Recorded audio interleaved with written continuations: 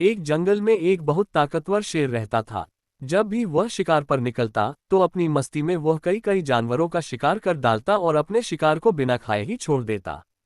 सारे जंगल में सनसनी फैल गई और सारे जानवर डरने लगे कि अगर शेर इसी तरह से शेर शिकार करता रहा तो जल्द ही जंगल के सभी जानवरों का सफाया हो जाएगा। शेर को रोकना अब अनिवार्य लगने लगा था। यही सोचकर एक दिन जंगल के सभी जानवर इकट्ठा हुए और इस पर विचार करने लगे।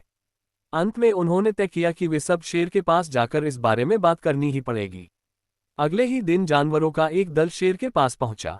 उनको अपनी ओर आते देख शेर ने गरज कर उनसे वहां आने का कारण पूछा। जानवरों के नेता ने डरते हुए कहा, महाराज, हम आपके पास निवेदन करने आए हैं। आप हमारे राजा हैं और आपका हम पर हक बनता है, पर आप हर रोज कितने ही जानवरों का शिकार कर डालते हैं। इस तरह तो कुछ ही दिनों में जंगल से सब जानवर लुप्त हो जाएंगे। इसीलिए हम आपसे विनती करने आए हैं कि आप अपने घर से शिकार को ना निकले। हम हर रोज आपने आप ही आपके खाने के लिए एक जानवर भेज दिया करेंगे। इस तरह से आपकी भूख भी शांत रहेगी और जंगल भी बचा रहेगा। शेर को लगा कि जानवरों की बात भी सही है। उसने पल भर सोचा, फिर बोला, ठीक है, मैं तुम्हारी विनती को मान लेता हूं, पर अगर किसी भी दिन तुमने मेरे खाने के लिए पूरा भोजन नहीं भेजा तो मैं तुम में से किसी को भी नहीं छोड़ूंगा।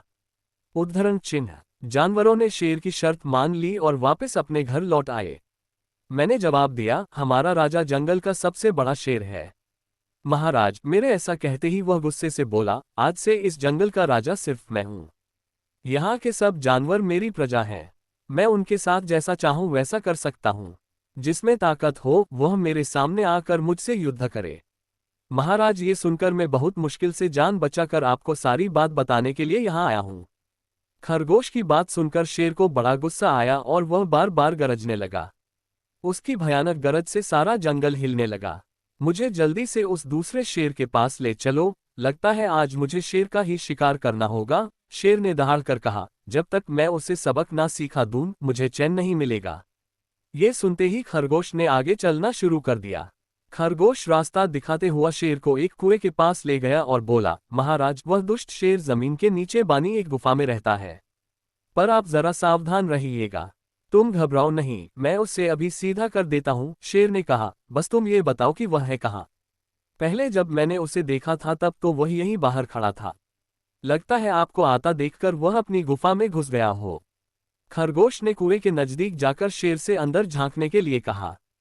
शेर ने कुएं के अंदर झांका तो उसे कुएं के पानी में अपनी परछाई दिखाई दी।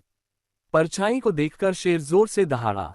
कुएं के अंदर से आती हुई अपने ही दहाड़ने की गूंज सुनकर उसने समझा कि दूसरा शेर भी दहाड़ रहा है। दुश्मन से तुरंत लड़ने के इरादे से वह कुएं में कूद पड़ा और डूब गया। इस तरह चतुराई से शेर से छुट्टी पाकर नन्हा खरगोश घर लौटा। उसने जंगल के जानवरों को शेर के डूबने की कहानी सुनाई।